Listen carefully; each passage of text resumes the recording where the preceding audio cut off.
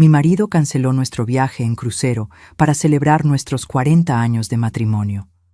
Tú no puedes ir, mi ex irá con nosotros porque mi nieta quiere conocerla. Solo iremos la familia de verdad. Entendí que, después de 4 décadas sosteniendo a esa familia, yo seguía siendo descartable. Pero cuando regresaron, la casa estaba vacía. Pero antes de continuar, checa si ya estás suscrito al canal y escribe en los comentarios: ¿desde dónde estás viendo este video? Nos encanta saber hasta dónde están llegando nuestras historias. El mensaje llegó un jueves por la mañana, mientras regaba las violetas en el balcón. El celular vibró en el bolsillo de mi delantal y me limpié las manos en el trapo de la cocina antes de contestar. Era de él, mi esposo de 40 años. El mensaje era corto, directo, como siempre fue él para los asuntos que no quería discutir de verdad. De la misma forma en que siempre comunicó decisiones ya tomadas, sin consultarme, sin considerarme parte de la ecuación. Vamos a tener que posponer el viaje. Isabela quiere conocer a su abuela biológica. Necesito estar presente en eso. ¿Me entiendes, verdad? Lo leí una vez, luego otra, luego una más. Las violetas seguían ahí, esperando el agua, pero mis manos se habían detenido a mitad del gesto. La regadera se quedó suspendida en el aire por unos segundos antes de que me diera cuenta y la bajara lentamente. Miré la regadera verde despintada, las flores moradas delicadas, el horizonte despejado de esa mañana de octubre que prometía calor por la tarde. Todo igual. Todo exactamente como estaba 5 minutos antes. Solo yo acababa de ser borrada de una celebración que tomó meses planear, años soñar, una vida entera merecer. 40 años de matrimonio. Un viaje a Europa con el que soñaba desde jovencita, desde que leía revistas de viajes a escondidas en la biblioteca municipal e imaginaba cómo sería caminar por las calles de París, tocar las piedras antiguas de Roma, sentir el viento del Mediterráneo. Boletos comprados hace 3 meses, hoteles reservados con anticipación, itinerario armado con cuidado en noches que pasé sola frente a la computadora mientras él veía el fútbol en la sala. Todo pagado por mí, como siempre. Y ahora, cancelado. No pospuesto, yo lo sabía, cancelado. Porque la nieta de 16 años tenía una urgencia emocional que, aparentemente, valía más que 4 décadas de mi vida dedicada a esa familia. No respondí el mensaje, no de inmediato. Terminé de regar las plantas con movimientos automáticos, guardé la regadera en su lugar de siempre, colgué el delantal en el gancho detrás de la puerta de la cocina. Entré y preparé café, aunque no tenía ganas de beberlo. El ritual me calmaba. Siempre lo hizo. Desde que me casé, a los 28 años, preparar café por la mañana era mi momento de organizar los pensamientos antes de enfrentar el día. Él tenía 32 cuando nos conocimos, un hombre serio, trabajador, confiable, un buen matrimonio, pensaba yo en ese entonces. Lo seguí pensando hasta esa mañana, sin escándalos, sin traiciones evidentes que yo supiera, sin peleas a gritos que despertaran a los vecinos. Él trabajaba como supervisor en una empresa de logística, yo como contadora en un despacho mediano. Yo ganaba más, siempre gané más, pero eso nunca se dijo en voz alta. Era uno de esos secretos que todo el mundo sabe pero nadie menciona, como si hablar de dinero fuera más íntimo que hablar de sentimientos. Cuando su hija apareció en nuestra vida, tenía 8 años. Fruto de una relación anterior que él rara vez mencionaba, con una mujer que conoció antes que a mí y que duró solo 2 años. La madre biológica había desaparecido cuando la niña tenía 5 años. Simplemente se fue una mañana y nunca volvió. Le dejó a la niña sin explicación, sin una nota, sin paradero. No pregunté mucho en aquel entonces. Pensé que no era mi lugar, que él me contaría cuando quisiera, cuando confiara en mí lo suficiente. Recibí a la niña porque era lo correcto, porque amaba a ese hombre y porque, bueno, era lo que se esperaba de mí. Era lo que una buena esposa haría, lo que una mujer decente haría. Nadie me lo pidió directamente, pero la expectativa estaba ahí, clara como el agua, pesada como el concreto. Durante años, Fui yo quien llevó a la niña al médico cuando tenía fiebre a mitad de la noche. Yo quien despertaba a las 5 de la mañana para prepararle el almuerzo antes de irme a trabajar. Yo quien pagó la escuela privada, los útiles caros, el uniforme nuevo cada año, los zapatos que ella insistía que debían ser de marca porque sus amigas los usaban. Todo. Él contribuía, claro, con lo que podía, pero era mi sueldo el que sacaba las papas del horno cuando el suyo no alcanzaba. Y nunca alcanzaba por completo. Siempre había un gasto extra, una reparación al coche, una deuda vieja que aparecía. La niña me llamaba por mi nombre. Julia, nunca mamá. Yo entendía, respetaba. No forcé nada. No era mi papel forzar un sentimiento que tal vez ella no sentía, que tal vez nunca sentiría. Pero amé a esa niña como si fuera mía, aún sabiendo que para ella yo nunca lo sería. Ella creció, terminó la escuela, hizo la carrera que yo pagué a la mitad, conoció a un buen muchacho, se casó a los 26. Tuvo a Isabela 2 años después. Mi nieta postiza, como yo misma pensaba a veces cuando estaba sola, sin maldad, sin resentimiento, solo como una fría constatación de la realidad. Amaba a esa niña también. La cuidé los fines de semana cuando los padres querían salir, pagué sus cursos de preparación para la universidad, la ayudé con su primera licencia de conducir, le regalé el coche usado que yo tenía cuando cumplió 18 años. Fui abuela en todo, en todas las obligaciones y responsabilidades, menos en el nombre, menos en el reconocimiento. Y ahora, a los 68 años, con el cuerpo cansado y el cabello completamente canoso, descubría que aún así yo era sustituible, desechable, opcional. El teléfono sonó mientras el café se colaba. Era él. Miré el nombre en la pantalla parpadeando. Respiré hondo 3 veces antes de contestar.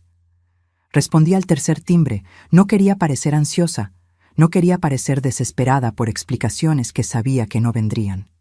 ¿Viste mi mensaje? Su voz era casual, como si estuviera preguntando si había visto el pronóstico del tiempo. Lo vi. Mi voz salió más firme de lo que esperaba. ¿Me entiendes, verdad? Es importante para Isabela. Su psicóloga dijo que necesita este cierre, que es parte del proceso de construcción de su identidad. Él usaba palabras que claramente no eran suyas, palabras que había escuchado de su hija o de la propia Isabela. Cierre, proceso, construcción de identidad. Las palabras resonaron en mi cabeza como en un cuarto vacío, como si la vida fuera una sesión de terapia, un archivo que se cierra y listo, resuelto, organizado, guardado en el cajón correcto. ¿Y nuestro viaje?, pregunté, manteniendo un tono neutro, casi profesional. 40 años de casados. Planeamos esto durante meses. Vamos después, Julia, en cualquier otro momento. Sabes que estas cosas de adolescentes son urgentes, no pueden esperar. Pero nuestro viaje sí, tenemos tiempo. Hablaba como si el tiempo fuera un recurso infinito, como si yo tuviera décadas por delante. En cualquier otro momento. 40 años de matrimonio, de compañerismo, de ser el sostén silencioso, resumidos a un cualquier otro momento. Como si fuera posible reprogramar el tiempo perdido, como si fuera posible recuperar las expectativas que había guardado, pulido y alimentado durante meses mientras imaginaba cada detalle de ese viaje. Entiendo, fue todo lo que dije antes de colgar. No discutí, no grité, no lloré, simplemente colgué y me quedé ahí parada, mirando la pared blanca de la cocina, escuchando el café burbujear en la cafetera.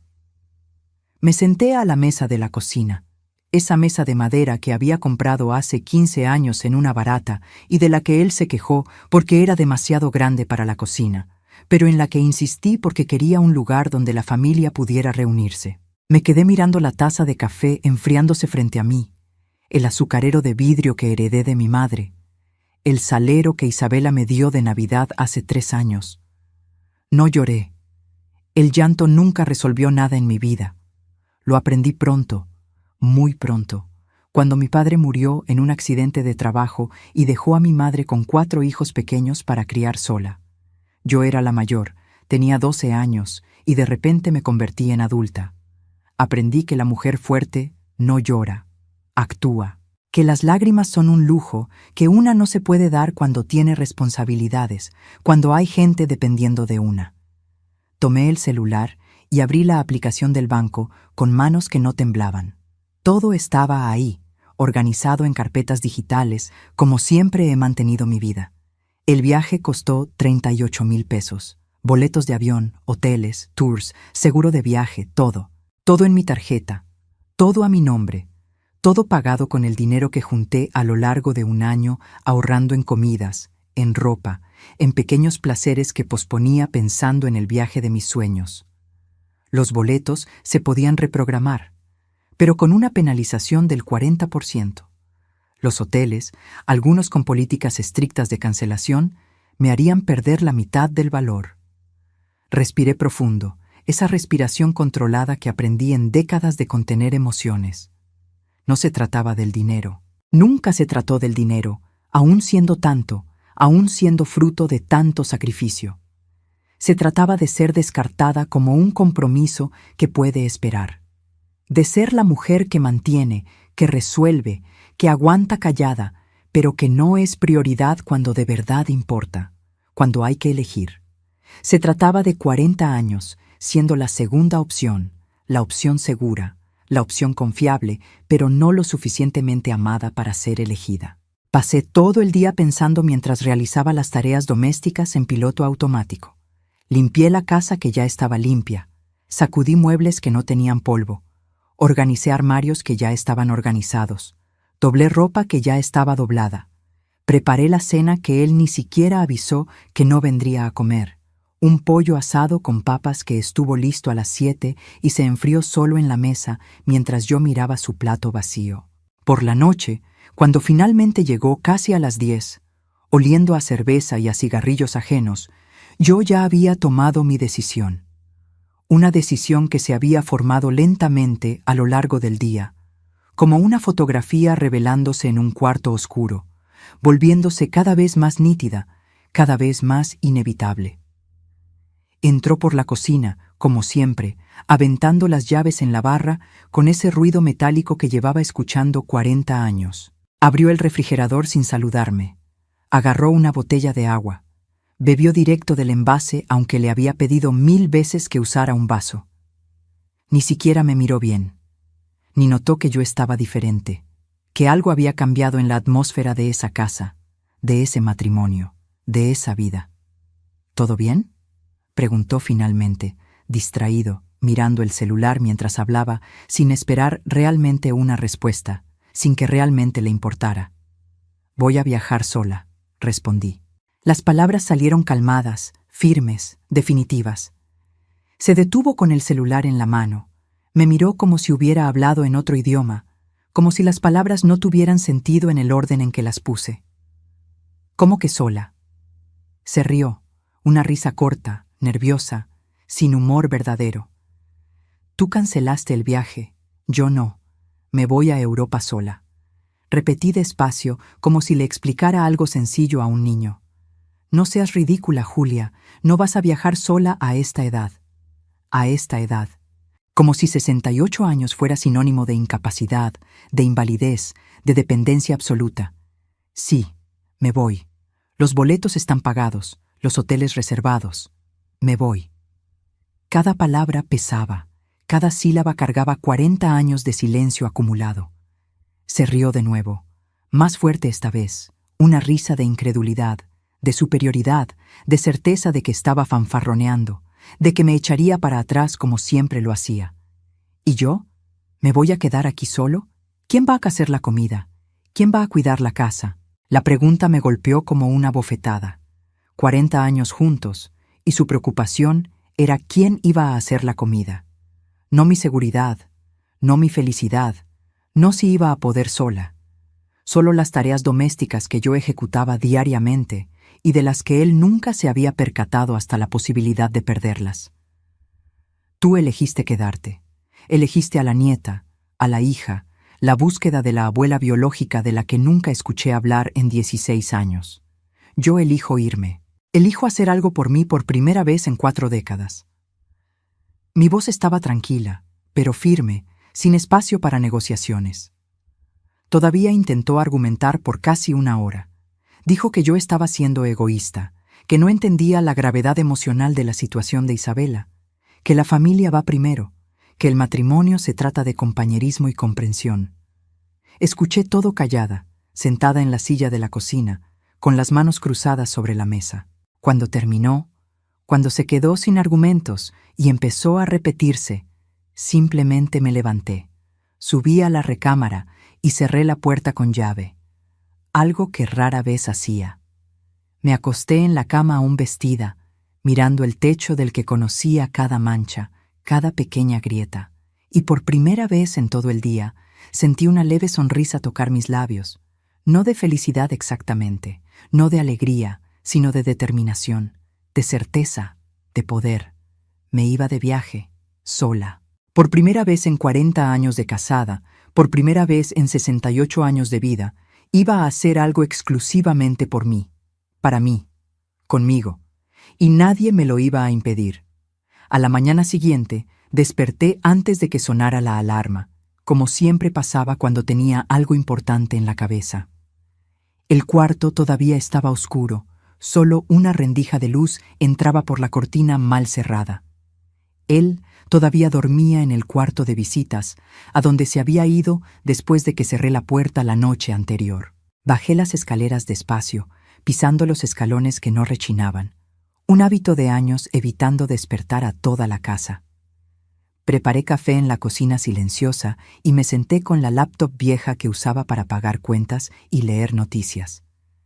Revisé todo el itinerario del viaje con atención renovada, ahora ya no como algo que haríamos juntos, sino como mi jornada personal, mi aventura.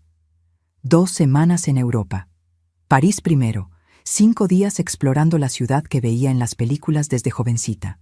Luego Roma, la ciudad eterna que soñaba conocer desde que estudié historia antigua en la escuela. Y finalmente Barcelona, con su arquitectura loca y las playas del Mediterráneo. Ciudades que había soñado conocer desde los 20 años, cuando trabajaba como auxiliar de contabilidad y guardaba revistas de viajes en un cajón del escritorio. Abrí mi maleta grande, esa de lona azul que estaba guardada en el closet del pasillo detrás de los edredones de invierno. La misma que usé en el único viaje internacional que hicimos juntos, hace 15 años, a un congreso de logística de él en Miami. Me había quedado en el hotel la mayor parte del tiempo mientras él asistía a conferencias y cenaba con colegas. Salí sola un día para conocer la playa. Me sentí perdida, con miedo. Regresé corriendo al cuarto y pasé el resto del viaje viendo televisión en inglés que apenas entendía. Pero ahora era diferente. Ahora tenía 68 años de experiencia, de resiliencia, de fuerza silenciosa acumulada. Empecé a separar la ropa con cuidado, pensando en el clima de octubre en Europa que había investigado días atrás. No mucha, siempre fui práctica, y sabía que cargar una maleta pesada sería difícil, pero elegí con atención cada pieza. Vestidos ligeros de manga larga, un pantalón de lino beige, 2 blusas de algodón, zapatos cómodos para caminar, un par de tenis que rara vez usaba. Una mascada de seda que compré en oferta hace años y nunca usé porque él dijo que parecía cosa de señora presumida queriendo llamar la atención. Él bajó cerca de las 9 de la mañana, todavía en su pijama de cuadros viejo, con cara de haber dormido mal, el cabello despeinado y ojeras profundas. Me miró como si esperara que hubiera cambiado de opinión durante la noche, como si esperara que le pidiera disculpas y todo volviera a la normalidad.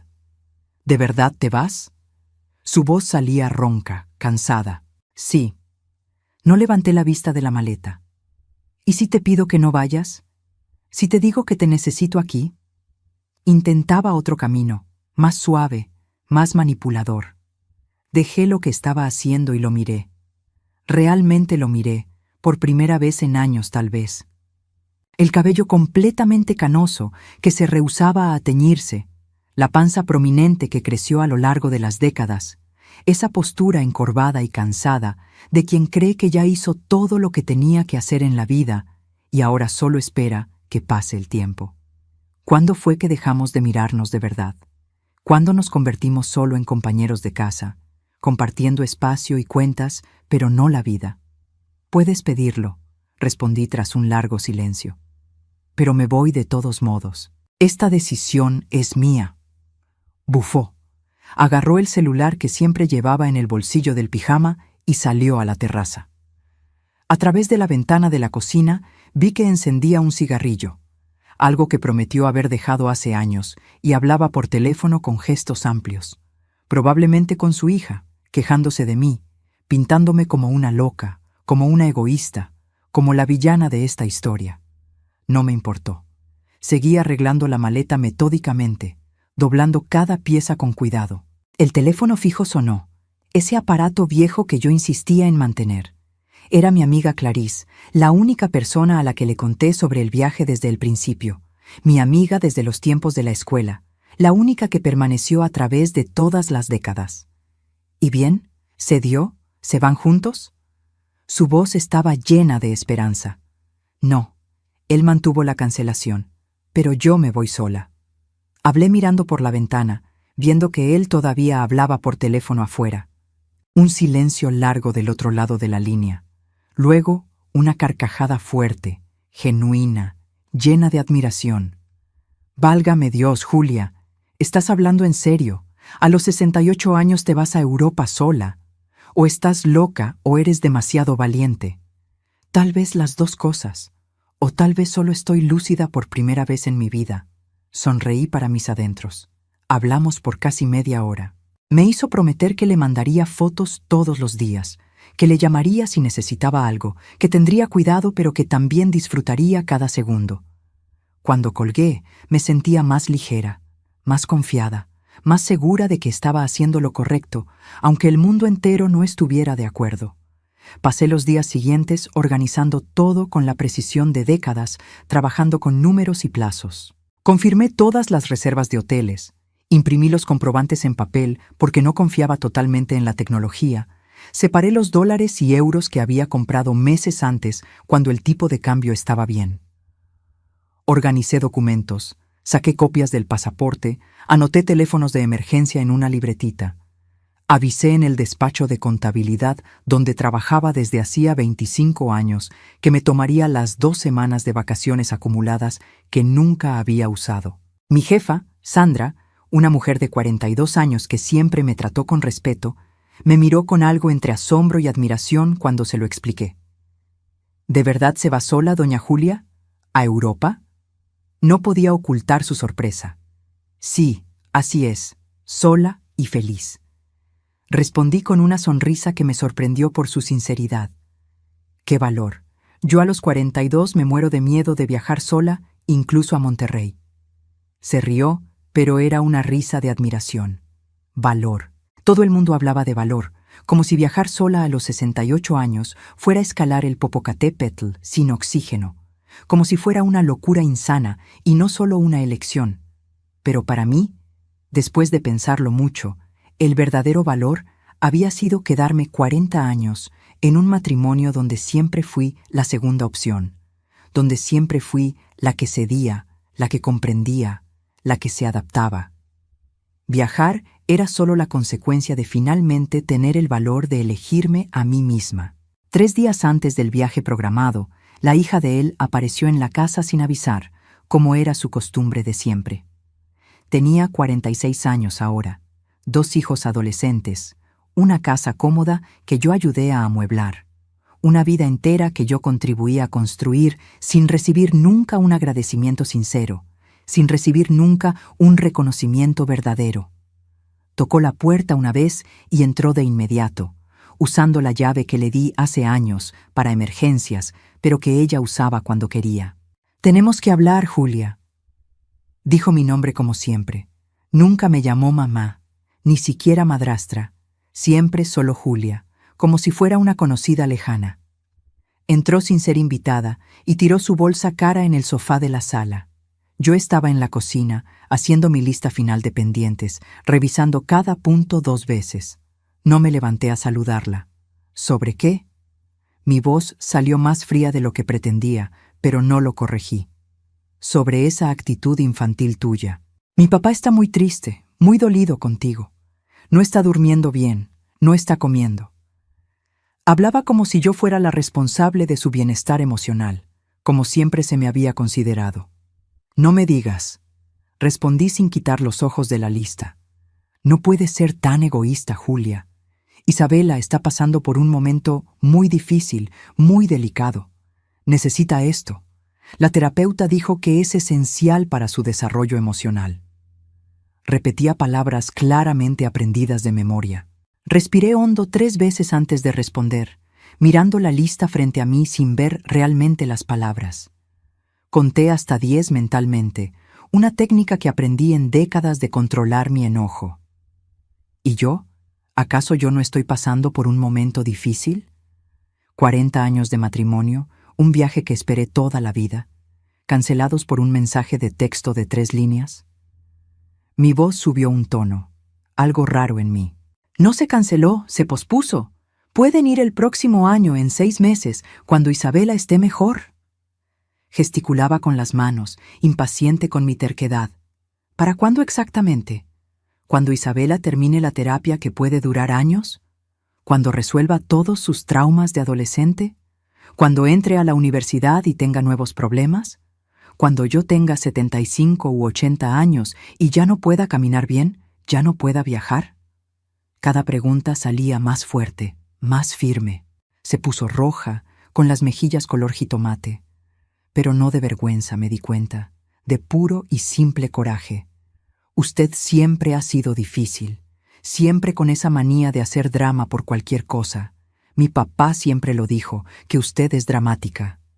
Prácticamente gritó. Drama. Yo, que nunca me quejé en voz alta de pagar la escuela privada carísima, el médico particular, el dentista, el ortodoncista, las fiestas de cumpleaños elaboradas. Yo, que nunca exigí reconocimiento, nunca pedí un gracias, nunca cobré la deuda emocional acumulada. Yo era la dramática. Puedes irte ahora, dije bajo pero firme, volviendo mi atención por completo a la lista. ¿Cómo dices? No creía lo que escuchaba. Me oíste perfectamente. Puedes irte. Tengo cosas que hacer, un viaje que preparar. No tengo tiempo ni paciencia para esto. Taché un punto de la lista sin siquiera ver qué era. Se quedó parada unos segundos, con la boca abierta, sin creer que realmente la estuviera despachando. Luego agarró su bolsa con fuerza, haciendo un berrinche como niña chiquita. «Se va a arrepentir de esto. Va a volver rogando perdón», predijo dramáticamente. «Tal vez, pero al menos volveré de París», respondí sin mirarla. Salió azotando la puerta tan fuerte que el cuadro de la pared tembló. Oí que su coche arrancaba con fuerza exagerada, quemando llanta en el pavimento. Mis manos temblaban ligeramente sujetando la pluma. Mi esposo apareció en la cocina pocos minutos después, viniendo de la sala donde probablemente había escuchado todo. ¿Tenías que tratar a mi hija de esa manera, con tanta grosería? Estaba enojado, con postura defensiva y los brazos cruzados. ¿De qué manera? Solo dije que no tenía tiempo, lo cual es verdad. Seguí con mi lista, rechazando el conflicto que él buscaba. «Con grosería, Julia. Tú nunca fuiste así. No sé qué te pasó». Alzó la voz. Solté la pluma sobre la mesa con fuerza, haciendo ruido. Lo miré fijamente, sin desviar la vista, sin parpadear. ¿Sabes qué es grosería de verdad? Es cancelar un viaje de aniversario de 40 años de casados por un mensaje. Es esperar que yo lo acepte callada porque es por la familia. Es tratarme como a un mueble que siempre se queda en el mismo lugar, siempre disponible, siempre comprensiva, siempre ahí cuando me necesitan, pero invisible cuando no conviene. Cada palabra salía pesada, cargada. Abrió la boca para responder. La cerró sin decir nada. La abrió de nuevo. La cerró otra vez. Parecía un pez fuera del agua. «Cambiaste, Julia. Ya no sé quién eres». Finalmente logró decir, con voz baja, casi triste. «No cambié. Desperté. Tardé 68 años, pero finalmente desperté».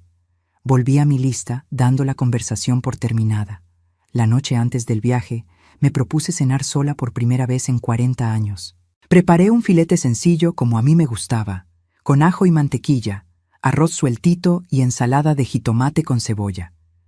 Puse la mesa solo para mí, usando el mantel bueno que guardaba para las visitas. Encendí una pequeña vela de lavanda que tenía guardada en un cajón hace años. Puse música suave en el radio viejo, una estación que tocaba boleros antiguos. Comí despacio, masticando bien, disfrutando cada bocado como si fuera la última cena, escuchando a Agustín Lara. Él pasó por la sala durante la cena, vio toda la escena, la mesa puesta para una sola persona, la vela encendida, la música sonando. Se quedó parado unos segundos mirándome. No dijo absolutamente nada. Subió al cuarto de visitas donde se había instalado, pisando fuerte en las escaleras como niño berrinchudo. Ni siquiera me fijé en la hora exacta. Estaba demasiado concentrada en mi pequeña celebración solitaria. Lavé los trastes con calma, secando cada plato, cada cubierto, guardando todo en su lugar. Apagué las luces una por una, revisando que todo estuviera en orden. Subí despacio, agarrándome del pasamanos. Mi maleta ya estaba lista, completamente cerrada, esperando al lado de la puerta de la recámara. Le pasé la mano despacio, con cariño, como quien acaricia a una mascota querida. Mañana empezamos, le susurré a la maleta, sintiéndome solo un poco ridícula. Me acosté y dormí profundamente por primera vez en semanas. Sin pesadillas, sin insomnio, sin despertar a mitad de la noche preocupada por 1000 cosas. Dormí como no dormía hace meses, tal vez años, el sueño profundo de quien tiene la conciencia tranquila y el futuro esperanzador. El taxi llegó puntualmente a las 5 de la mañana. La ciudad todavía dormía, las calles estaban vacías y silenciosas. Yo ya estaba completamente lista desde las 4:30, sentada en la sala con la maleta al lado, la bolsa en el regazo y el abrigo doblado sobre el brazo. La casa estaba oscura, silenciosa como una tumba, solo la luz del pasillo que yo había dejado encendida. Él no bajó a despedirse. Lo oí moverse en el cuarto cuando el taxi tocó el claxon discretamente, pero no apareció. Mejor así, pensé. Las despedidas harían todo más difícil, más confuso, más doloroso. Puse la maleta pesada en la cajuela con ayuda del chofer, un señor de unos 60 años con cara de sueño. Me subí al asiento de atrás y respiré profundo. Miré la casa por última vez antes de que el taxi arrancara. La casa que fue mía por 35 años. La casa que limpié, organicé y mantuve funcionando. Las luces estaban apagadas excepto la del pasillo. Parecía una casa muerta, sin vida, sin alma. Y tal vez realmente lo fuera, me di cuenta. Tal vez ya lo era desde hacía mucho tiempo y yo simplemente no había querido verlo. No miré atrás cuando el taxi dio la vuelta en la esquina. Mantuve los ojos fijos al frente, en el camino iluminado por los postes, en la ciudad despertando lentamente. El chofer era demasiado simpático para esa hora. Intentó sacar plática en cuanto entramos a la avenida principal. ¿Viaje de trabajo, señora?, preguntó mirando por el retrovisor. De paseo, vacaciones. Respondí cortante. ¡Qué bien! ¿Va con la familia? ¿Esposo? ¿Hijos? Insistía curioso. Sola, me voy sola, dije mirando por la ventana, viendo pasar los comercios cerrados. Me miró por el retrovisor con una sorpresa mal disimulada, pero tuvo la delicadeza de no comentar nada más. El resto del viaje al aeropuerto fue en silencio, solo el sonido del radio bajito con las noticias de la madrugada. En el aeropuerto hice el check-in sola por primera vez en la vida. La muchacha del mostrador de la aerolínea fue amable, paciente con mis dudas de viajera solitaria primeriza. Me ayudó con la maleta que pesaba de más. Pasé por seguridad, por inmigración, abordé. Cada etapa que completaba sola me daba una pequeña victoria, un pequeño orgullo. Todo funcionó exactamente como debía. Nada catastrófico pasó solo porque estuviera sola, al contrario de todos los miedos que él había sembrado en mi cabeza a lo largo de los días. El avión despegó puntualmente a las 8 de la mañana. Me quedé mirando cómo la Ciudad de México se hacía pequeña allá abajo a través de la ventanilla. Las luces de la ciudad aún parpadeando tenues contra el sol naciente. Los edificios convirtiéndose en puntos minúsculos, la ciudad entera cabiendo en la palma de mi mano. Sentí algo extraño en el pecho, apretado pero no malo. No era miedo exactamente, era libertad, era posibilidad, era un futuro abierto como el cielo infinito que el avión atravesaba. La mujer sentada a mi lado era francesa. Regresaba a su casa en París después de pasar 3 semanas visitando a su hija que vivía en México. Tenía 72 años, el cabello cortito y completamente blanco, lentes redondos y una sonrisa fácil. Hablamos un poco después de que el avión se estabilizó y se apagaron las luces del cinturón. ¿Primera vez en París?, preguntó con un acento encantador, hablando un español bueno pero con errores tiernos. Primera vez en toda Europa, admití, sintiéndome al mismo tiempo emocionada y nerviosa. Ah, qué maravilloso. ¿Va con la familia? ¿Esposo? Sonrió esperanzada. No, sola. Viajo sola, dije, y esperé la reacción de asombro o de lástima. Pero ella se rió, una risa genuina y fuerte que hizo que algunas personas voltearan. ¡Excelente! Yo también. Mi esposo murió hace 5 años, infarto fulminante mientras dormía. Al principio pensé que nunca más iba a poder viajar, que viajar era algo que hacíamos juntos. Pero luego pensé, ¿me voy a quedar en casa esperando a morirme también? No, gracias. Así que empecé a viajar sola. Es liberador, ya lo verá. Me tocó el brazo con cariño. Liberador. Esa palabra de nuevo, la misma que mi amiga había usado. La palabra se quedó resonando en mi cabeza como un mantra, como una promesa. Hablamos durante casi todo el viaje. Me contó sobre los lugares que ya había visitado sola. Grecia, Egipto, India, Japón, Argentina, Perú. Lugares que yo apenas podía imaginar. Me dio consejos prácticos sobre París, restaurantes baratos y buenos, cómo usar el metro, qué museos valían la pena y cuáles eran trampas para turistas. Y no tenga miedo de comer sola en los restaurantes, me aconsejó seria. Al principio es raro, una se siente observada, pero luego te das cuenta de que a nadie le importa. Todo el mundo está ocupado con su propia vida, y comer sola es maravilloso. Puedes pedir exactamente lo que quieres, comer a tu ritmo, sin las prisas de nadie. Dormí un poco durante el vuelo largo, ese sueño ligero de avión donde no descansas por completo pero ayuda a que pase el tiempo. Desperté cuando sirvieron el desayuno, un croissant tibio con mermelada de fresa y un café ralo pero caliente. Miré por la ventanilla y vi el océano Atlántico allá abajo, infinito, azul oscuro, demasiado inmenso para comprenderlo. Pensé en cuántas veces había pospuesto mis propios sueños a lo largo de mi vida. Cuántas veces puse a todo el mundo por delante de mí. Esposo, hijastra, nieta, jefes, colegas, vecinos, a todo el mundo menos a mí misma. El avión aterrizó en el aeropuerto Charles de Gaulle en una mañana clara y fría de octubre europeo. La ciudad se veía hermosa incluso desde arriba, organizada, histórica, exactamente como la imaginaba desde niña cuando leía sobre la Revolución Francesa en la escuela. Mi corazón latía rápido cuando el avión tocó la pista con un suave sacudón. Recogí mi maleta en la banda después de esperar casi 40 minutos de ansiedad. Pasé por la aduana donde un oficial francés aburrido selló mi pasaporte sin hacer preguntas. Y salí del aeropuerto siguiendo letreros en francés que apenas entendía. El aire estaba helado comparado con el calor de México, pero era refrescante. Tomé un taxi siguiendo las instrucciones que mi compañera de vuelo me había dado. El taxista era argelino. Hablaba francés demasiado rápido, pero entendió cuando le mostré la dirección del hotel escrita en un papel. El trayecto al hotel fue una revelación visual. París desfilando por la ventana del taxi. Edificios antiguos y elegantes, calles arboladas, coches pequeños, gente distinguida incluso solo yendo a trabajar. Todo parecía una película, una fantasía, menos real que lo real. El taxi me dejó frente a un hotel pequeño en el barrio del Marais, un 3 estrellas sencillo que elegí por el precio y la ubicación.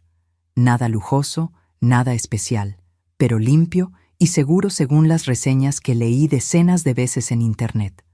El cuarto era pequeño, pero tenía un encanto innegable. Una ventana antigua con vista a una callecita estrecha de empedrado, una cama matrimonial con un edredón blanco y pachón, un baño minúsculo con una regadera apretada pero funcional. Tiré la maleta al suelo sin ceremonias y me senté en la orilla de la cama, sintiendo el colchón firme debajo de mí. Estaba en París, sola, a los 68 años, sin esposo, sin familia, sin nadie esperándome ni dependiendo de mí. ¿Y saben qué sentí en ese momento, sentada en esa cama en París? Orgullo, un orgullo inmenso, profundo, inesperado. Orgullo de mí misma por haber tenido el valor de venir, por haber elegido elegirme por primera vez en toda mi vida. Me di un baño largo en la regadera pequeña, dejando que el agua caliente lavara el cansancio del viaje largo. Me cambié de ropa, eligiendo un pantalón cómodo, una blusa de manga larga y la mascada que finalmente iba a usar. Bajé a la recepción, donde una muchacha joven, con el cabello morado, me dio un mapa de la ciudad y marcó algunos puntos turísticos principales con pluma roja, explicándome en un inglés pausado, tal como se lo pedí. Salí caminando sin ninguna prisa, sin un itinerario rígido, sin nadie que me apurara. París en octubre era exactamente como lo imaginaba. Fresco pero no demasiado frío, los árboles ya dorados con las hojas empezando a caer, las calles movidas con parisinos elegantes yendo a trabajar, turistas con cámaras colgando del cuello. Caminé lentamente por la orilla del río Sena, mirando los barcos turísticos pasar llenos de gente saludando, los artistas callejeros montando sus puestos, las parejas jóvenes de la mano posando para fotos, los vendedores de crepas preparando las primeras tandas del día. Me detuve en un café pequeño y encantador que parecía salido de una película antigua y pedí un croissant y un café au lait, señalando el menú porque mi francés era inexistente. Me senté en una mesita minúscula en la banqueta, exactamente como veía en las películas francesas, y me quedé ahí observando cómo la ciudad terminaba de despertar, cómo aumentaba el movimiento, cómo la vida parisina ocurría frente a mis ojos. Una mesera mayor, tal vez de mi edad o más, me atendió con una sonrisa cansada pero genuina. «¿Première fois à París?», preguntó, adivinando por mi cara de asombro al mirarlo todo. «Oui, oui», respondí, usando las pocas palabras de francés que sabía, sintiéndome ridícula y feliz al mismo tiempo. «Profitesen, c'est magnifique», me dio una palmadita gentil en el hombro. «Disfrute. Es magnífico». Aún sin entender a la perfección, capté el significado, capté el cariño, y tenía razón, era magnífico. Cada detalle, el sabor a mantequilla del croissant derritiéndose en la boca, el café fuerte y perfecto, el sol tímido de octubre calentando levemente mi rostro, el sonido del francés hablado rápido a mi alrededor. Todo era absolutamente magnífico y nuevo y mío. Pasé todo el día caminando sin parar, sin notar el cansancio que se acumulaba en mis piernas. Fui hasta Notre Dame, todavía rodeada de andamios y en reconstrucción lenta tras el terrible incendio que vi en la televisión hace años. Visité la Sainte-Chapelle, ahí cerca, con sus vitrales de colores que parecían joyas gigantes cuando la luz del sol los atravesaba, tan hermosos que me quitaron el aliento y me llenaron los ojos de lágrimas inesperadas. Comí en un bistró sencillo y apretado, donde nadie hablaba inglés. Una sopa de cebolla gratinada deliciosa, por la que pagué sin saber exactamente cuánto era lo justo, pero sin que me importara. Por la tarde, después de descansar media hora en una banca de un parque viendo a las palomas pelear por migajas, fui a la Torre Eiffel siguiendo el mapa ya arrugado. Había una fila enorme, cientos de turistas hablando idiomas que no identificaba, pero no me importó.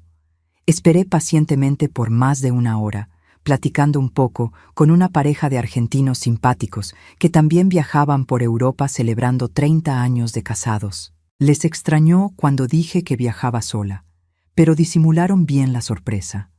Cuando finalmente subí en el elevador apretado y miré París desde el segundo piso de la torre, con la ciudad extendiéndose en todas direcciones hasta donde alcanzaba la vista, me dieron ganas de llorar otra vez.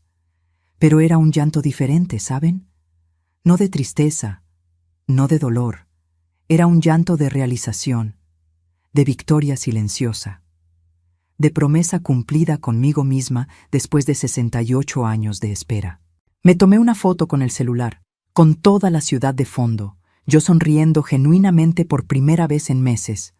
La mandé al grupo de WhatsApp de la familia con un mensaje sencillo: París es hermoso. La respuesta llegó en menos de 5 minutos, de Isabela, mi nieta. ¿Abuela? ¿Estás en París? ¿Sola? Varios emojis de asombro, caritas de sorpresa. Sí, aquí estoy, y está maravilloso. Respondí, sonriendo a la pantalla. Ella mandó más emojis, algunos corazones, aplausos. Su hija no respondió nada. Él tampoco. Ese silencio elocuente decía todo lo que yo necesitaba saber sobre lo que pensaban, sobre cómo me veían ahora. Regresé al hotel en metro, siguiendo instrucciones cuidadosas que anoté en un papel. Fue toda una aventura descubrir el camino, transbordar, entender los avisos en francés, pero lo logré sola sin pedir ayuda. Cené un sándwich de baguette con queso brie que compré en una panadería cerca del hotel. Sencillo pero delicioso. Comí en el cuarto, acostada en la cama, viendo la televisión francesa sin entender nada, pero encontrándolo encantador. Me dormí temprano, agotada pero increíblemente feliz. El tipo de felicidad que viene de adentro, que no depende de nadie más que de ti misma. Los días en París pasaron en un remolino maravilloso de experiencias nuevas.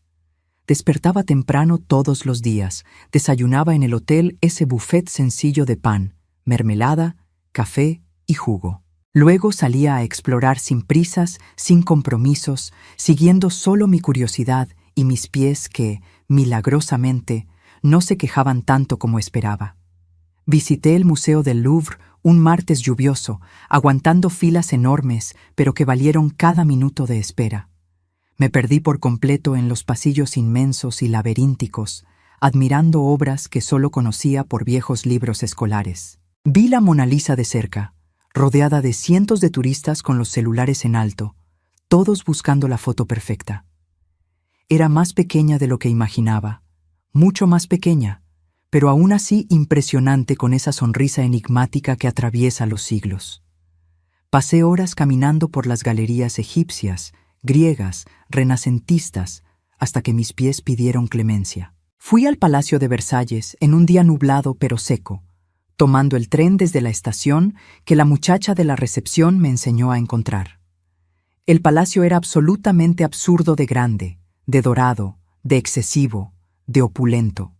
Cada sala más decorada que la anterior, cada techo pintado con escenas mitológicas que debieron tomar años.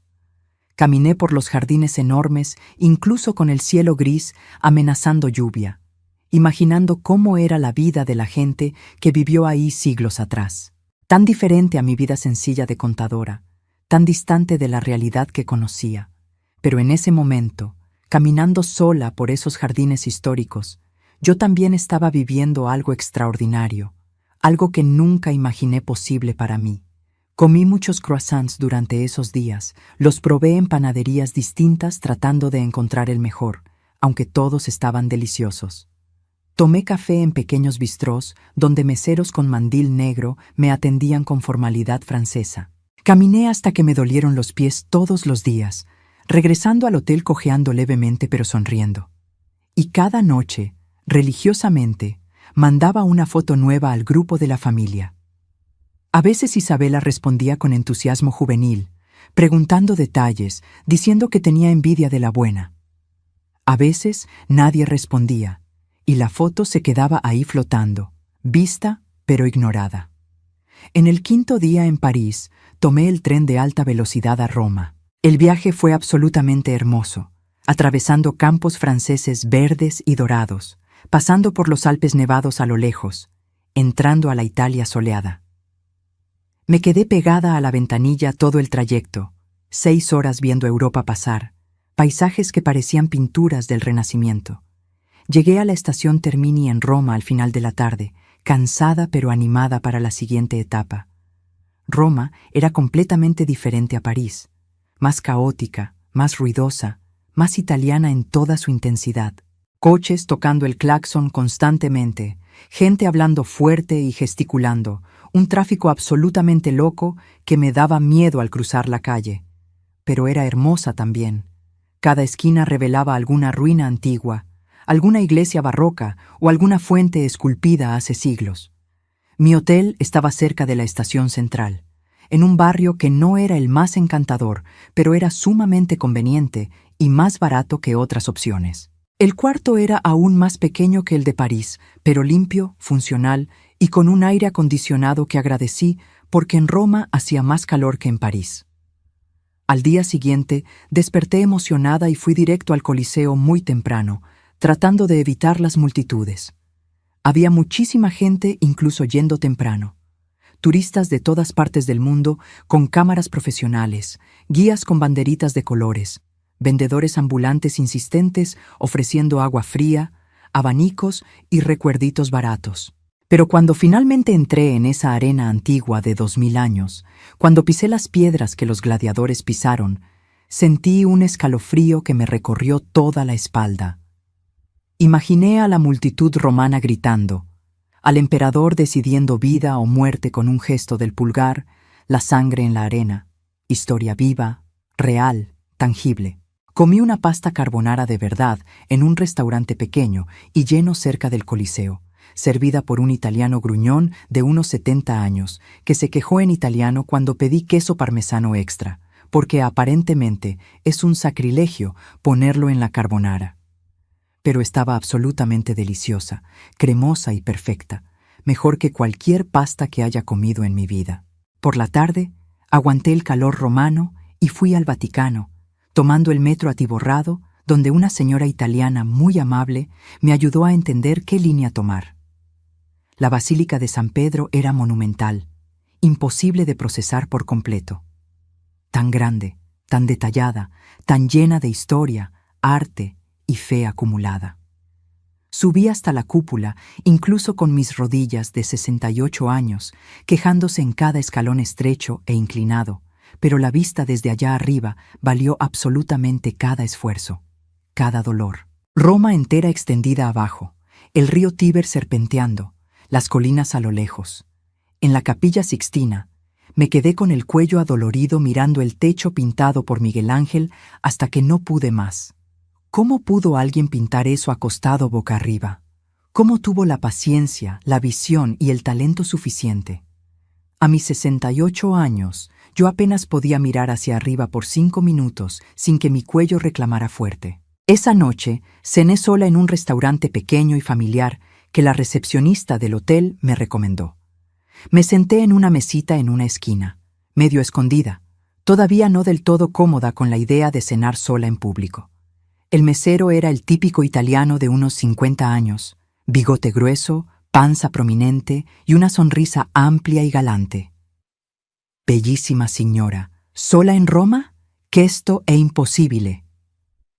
Abrió los brazos teatralmente, haciendo que la gente en las otras mesas volteara. Me reí, genuinamente. Hacía mucho tiempo, tal vez años, que nadie me decía que era guapa, aunque fuera solo cortesía italiana automática, el encanto profesional de un mesero experto. Totalmente posible, como puedes ver.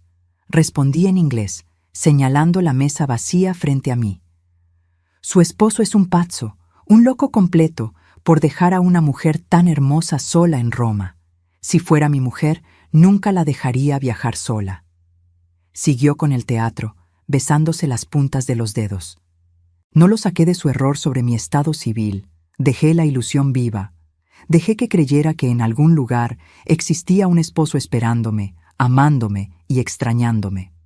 Comí una pizza margherita sencilla pero perfecta, con masa delgada y crujiente, salsa de tomate fresco, mozzarella derretida y albahaca perfumada. Bebí un vino tinto local, bueno y barato, que el mesero insistió en que probara. Pagué la cuenta con generosidad, incluyendo una propina al estilo americano que los italianos no esperan pero aceptan felices, y regresé caminando lentamente al hotel por las calles de Roma de noche. Las calles romanas de noche tenían un encanto especial y ligeramente peligroso. Iluminación amarillenta y romántica, parejas jóvenes paseando de la mano, bares con mesas en la banqueta llenos de gente riendo fuerte, bebiendo vino y fumando. Era hermoso y vivo, y yo estaba ahí, siendo parte de eso, aún estando sola, aún siendo invisible para todos a mi alrededor. En el 7º día del viaje, tomé otro tren, esta vez a Florencia. El viaje fue corto, apenas 1 hora y media, pero reveló paisajes de la Toscana que te quitan el aliento. Colinas verdes, viñedos organizados en filas perfectas, villas medievales en la cima de los cerros. La ciudad era significativamente más pequeña que Roma, mucho más organizada e infinitamente más hermosa en mi opinión. Edificios renacentistas perfectamente preservados, calles limpias y un río tranquilo cruzando el centro. Visité la Galería Uffizi en una mañana despejada, viendo obras maestras que estudié en libros escolares hace décadas. Vi el nacimiento de Venus de Botticelli de cerca, esa mujer emergiendo de la concha, tan delicada, tan perfecta, que parece imposible que haya sido pintada por manos humanas. Vi el David de Miguel Ángel en tamaño real, enorme y perfecto e imposible. Cada músculo esculpido con una precisión anatómica que ni los médicos logran, todo de un solo bloque de mármol. Comí el mejor gelato de mi vida entera en una heladería pequeña cerca del famoso Ponte Vecchio. Chocolate amargo con avellana, cremoso e intenso, servido por un italiano viejo que claramente amaba su oficio. Me senté a la orilla del río Arno, lamiendo el helado despacio para no desperdiciar nada, y me quedé ahí por casi 1 hora simplemente observando la vida pasar. Turistas tomando fotos, artistas callejeros tocando el violín, palomas peleando por comida, el sol brillando en el agua del río. Fue en Florencia, sentada en esa orilla del río, en una tarde calurosa de octubre, cuando mi celular sonó. El número de él. Miré la pantalla parpadeando, debatiendo conmigo misma si debía contestar. Decidí que sí, pero sin expectativas, sin esperanza de nada que importara. «¿Hola?» Contesté al cuarto timbre con voz neutra. «Julia, ¿dónde estás exactamente ahora?» Su voz sonaba cansada, más vieja de lo que recordaba. «En Florencia, en Italia». Respondí con lo obvio, lamiendo mi helado. «¿Estás bien? ¿Estás segura?» Por primera vez, parecía genuinamente preocupado. «Estoy muy bien, mejor que bien, de hecho». Y era la pura verdad, un silencio largo del otro lado. Lo oí respirar hondo 2 veces. Isabela volvió del viaje. Conoció a su abuela biológica finalmente. Habló despacio, con cuidado. ¿Y? ¿Cómo fue?, pregunté, genuinamente curiosa por la muchacha. Fue muy difícil, Julia. Peor de lo que imaginamos. La mujer vive en un pueblito perdido en el interior de Michoacán. Tiene otros 3 hijos de relaciones distintas. Apenas se acordaba de Isabela, casi no mostró interés. Dijo que el embarazo fue un accidente, que darla en adopción fue lo mejor que hizo. Lo contaba con la voz pesada. Sentí una pena genuina por Isabela. Nadie se merece eso. Lo siento mucho, de verdad. ¿Cómo está ella?, pregunté con preocupación real. Destrozada por completo. No para de llorar hace 3 días. No quiere salir de su cuarto, no quiere comer. Su mamá, mi hija, ya no sabe qué hacer. Estamos todos desesperados aquí. Suspiró profundo, cansado. Tiene que seguir con la terapeuta. Necesita procesar esa decepción. Le aconsejé, todavía con voz gentil. Ya lo sé. Pero, Julia, ¿no vas a volver? ¿No vas a acortar el viaje? Isabela pregunta por ti. Dice que necesita hablar contigo. Finalmente, llegó a donde quería. Cerré los ojos. Respiré hondo el aire cálido de Florencia. Miré el río frente a mí, el cielo volviéndose rosado y anaranjado con el inicio del atardecer toscano. ¿Volver? El viaje ni siquiera ha llegado a la mitad. Todavía falta Barcelona, dije con una firmeza renovada. Pero, Isabela te necesita ahora, Julia. Tú siempre has sido importante para ella, más que la propia madre biológica que la abandonó. Usaba la carta emocional. Ahora me necesita, dices. Ahora que todo salió mal, ahora que la fantasía se desmoronó. Pero cuando yo te necesitaba, cuando te supliqué que no cancelaras nuestro viaje, ¿dónde estaban todos ustedes? Mi voz subió un tono, firme. No seas injusta, Julia. Esto es diferente. Es una emergencia familiar. Él también alzó la voz. ¿Injusta? ¿Yo? 40 años, y nunca fui la prioridad de nadie en esta familia. Pagué todo, mantuve a todos, apoyé cada decisión. Y ahora que finalmente estoy haciendo algo exclusivamente para mí, por primera vez en la vida, ¿yo soy la injusta? Cada pregunta salía más fuerte, más firme. Se quedó callado finalmente, sin argumentos inmediatos. Cambiaste, Julia. Ya no sé quién eres. La Julia que conocí nunca sería tan egoísta. Dijo bajo, con voz dolida. No cambié. Crecí, desperté. Finalmente, a los 68 años, aprendí a ponerme en primer lugar. Tardé demasiado, lo sé. Respondí con una calma forzada. Colgué antes de que pudiera responder. Mi mano temblaba ligeramente sujetando el celular. Mi helado se había derretido parcialmente, escurriéndome por los dedos, pero ni siquiera lo noté. Me quedé ahí sentada unos minutos más, mirando el río, dejando que mi corazón bajara de ritmo. No sentía culpa, me di cuenta. Sentía tristeza por Isabela, de verdad. Pero no sentía culpa por no volver corriendo. No sentía la obligación de abandonar mi sueño otra vez para resolver los problemas de los demás. La tarde siguió sin más incidentes emocionales. Terminé de lamer el helado derretido, tiré el vasito a la basura y seguí caminando por las calles estrechas de Florencia hasta que el sol se ocultó por completo. Pasé 2 días enteros más en Florencia antes de seguir hacia Barcelona, la última parada planeada del viaje. Usé el tiempo para procesar esa llamada, esas palabras de él, ese intento de regresarme al papel de siempre. Caminé mucho, pensé mucho, comí mucho helado italiano delicioso. En el tren a Barcelona, un viaje largo de casi 11 horas cruzando el norte de Italia y el sur de Francia, me quedé mirando por la ventana pensando en todo. En la vida que dejé temporalmente en la Ciudad de México. En el matrimonio de 40 años que tal vez estaba terminando sin que ninguno de los dos lo admitiera oficialmente. En la mujer que fui y en la mujer en la que me estaba convirtiendo ahí, sola en un viaje internacional a los 68 años. Barcelona me recibió con un sol fuerte y el aire salado del Mediterráneo.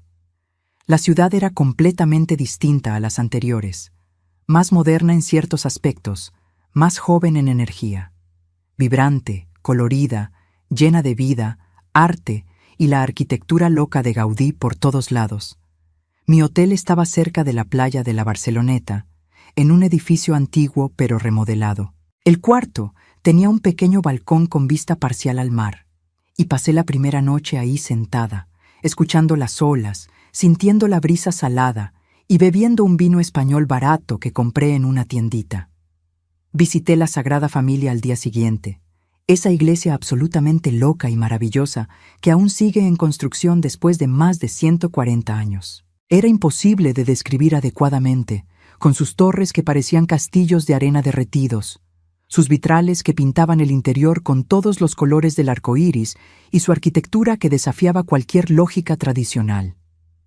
Me quedé ahí dentro casi 3 horas, sentada en una banca de madera, simplemente mirando hacia arriba, hacia los lados, absorbiendo esa creación de un hombre que murió antes de ver su obra terminada, pero que creyó tanto en ella que le dedicó la vida entera. Fui al Parc Güell en un día de viento fuerte, ese parque lleno de mosaicos coloridos y formas orgánicas imposibles. Subí escaleras, crucé columnas chuecas, me senté en el banco de mosaico que serpentea por la plaza principal. Tomé fotos, muchas fotos, no para demostrarle nada a nadie, sino para guardarlas para mí misma, para los días futuros cuando sea demasiado vieja para viajar y necesite los recuerdos. Caminé por las Ramblas, esa avenida famosa llena de turistas, artistas callejeros y puestos de flores. Comí tapas en un bar pequeño donde nadie hablaba inglés y pedí señalando lo que otros clientes estaban comiendo. Bebí una sangría dulce y demasiado fuerte que se me subió rápido a la cabeza, no acostumbrada al alcohol a mitad de la tarde. Fue en Barcelona, en un café cerca de la playa, en mi cuarto día en la ciudad, donde conocí a María. Estaba sentada en la mesa de al lado, también sola, fumando un cigarrillo tras otro y bebiendo café expreso como si fuera agua. Mexicana, descubrí cuando pidió la cuenta con un acento chilango inconfundible. Disculpa que escuche sin querer, pero ¿eres de México?, pregunté sintiéndome sola de repente, queriendo contacto con alguien de mi tierra. Me miró sorprendida y me sonrió ampliamente. Sí, del Distrito Federal, de la zona poniente. ¿Y tú? También del DF, del sur. Sonreí de vuelta. Y así comenzó una amistad improbable entre dos mexicanas, una de 68 y otra de 45, ambas viajando solas por Europa, ambas huyendo de vidas en las que ya no cabían. Cenamos juntas esa noche en un restaurante cerca de la playa, comida española regada con mucho vino tinto. María fumaba mucho, bebía más todavía, se reía demasiado fuerte para el ambiente tranquilo, pero era refrescantemente honesta y directa. «Me inspiras muchísimo, Julia, en serio», dijo entre un trago de vino y otro. Yo a los 45 me moría de miedo de viajar sola. Pensaba que me iban a asaltar, a violar, a matar, todo lo malo. Y tú a los 68, aquí, viajando tan campante. Está increíble. ¿Miedo a qué exactamente?, pregunté, curiosa por su intensidad. A todo, a que me asalten de noche, a perderme y no saber regresar, a enfermarme sin nadie que me ayude, no sé, a no poder sola, ¿sabes? Nos crían pensando que siempre necesitamos a alguien, sobre todo a un hombre, sobre todo a un marido. Encendió otro cigarrillo. ¿Y pudiste?, provoqué, sabiendo ya la respuesta. Pude. Llevo aquí 2 semanas y está siendo de lo más liberador. Esa palabra, liberador. Es eso. Golpeó la mesa, emocionada con su propio descubrimiento. Esa palabra de nuevo. Liberador. La tercera persona distinta que usaba exactamente la misma palabra para describir el viajar sola. Platicamos hasta que el restaurante empezó a cerrar, con los meseros mirando impacientes nuestra mesa llena de botellas vacías y el cenicero desbordado.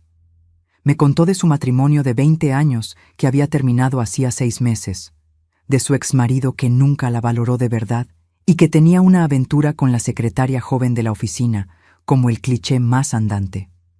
Me habló de sus 2 hijos adultos que apenas le hablaban para saber cómo estaba, ocupados con sus propias vidas.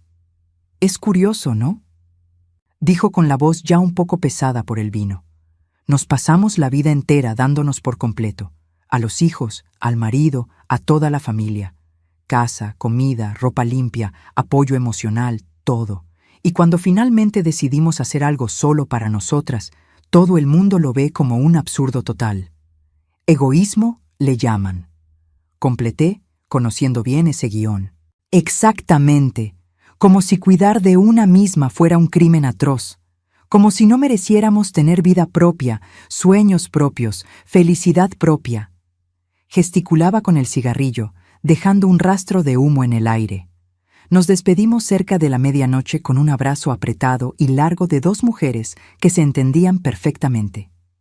Intercambiamos números de WhatsApp, correos y promesas sinceras de vernos en México, que tal vez nunca ocurrirían, pero que en ese momento eran absolutamente genuinas. «Eres una fegona, Julia, nunca lo olvides», gritó cuando arrancó su taxi. Regresé caminando al hotel, aunque era tarde, aunque era potencialmente peligroso. Pero Barcelona de noche era demasiado hermosa para desperdiciarla con miedos excesivos. Y me sentía invencible, protegida por mi propio valor recién estrenado. En mis últimos días en Barcelona entré en un ritmo más pausado, más contemplativo. Desayunaba con calma en el hotel, leía el periódico en español, que aquí se entiende mejor, claro, y caminaba sin rumbo fijo por las calles del barrio gótico, perdiéndome a propósito en los callejones medievales. Me sentaba en las plazas a observar a la gente, inventando historias sobre sus vidas. Fue ahí, en una tarde especialmente calurosa, sentada en una banca de una plaza, viendo a unos niños jugar en una fuente, donde tomé una decisión importante, definitiva e irrevocable. Agarré el celular y llamé al despacho de contabilidad en la Ciudad de México, donde trabajaba desde hacía 25 años. Sandra, mi jefa, contestó sorprendida por recibir una llamada internacional. «Doña Julia, ¿está todo bien? ¿Pasó algo?» Su voz sonaba preocupada. «Todo está excelente, Sandra. Mejor imposible, de hecho. Pero necesito hablar contigo sobre algo importante». Respiré hondo. «Claro, dígame». «Quiero renunciar, oficialmente». Las palabras salieron firmes, sin titubeos. Un silencio largo del otro lado. La oí respirar profundo 2 veces. ¿Renunciar? ¿Pero por qué, doña Julia? ¿No está feliz aquí? ¿Hicimos algo malo? Sonaba genuinamente impactada y preocupada. No, ustedes son estupendos, siempre lo han sido. Pero quiero aprovechar mientras todavía tengo buena salud, viajar más, vivir más, hacer las cosas que pospuse toda mi vida. Viví 40 años para los demás, Sandra. Ahora quiero vivir exclusivamente para mí, expliqué con calma. Intentó convencerme de reconsiderarlo por casi 20 minutos.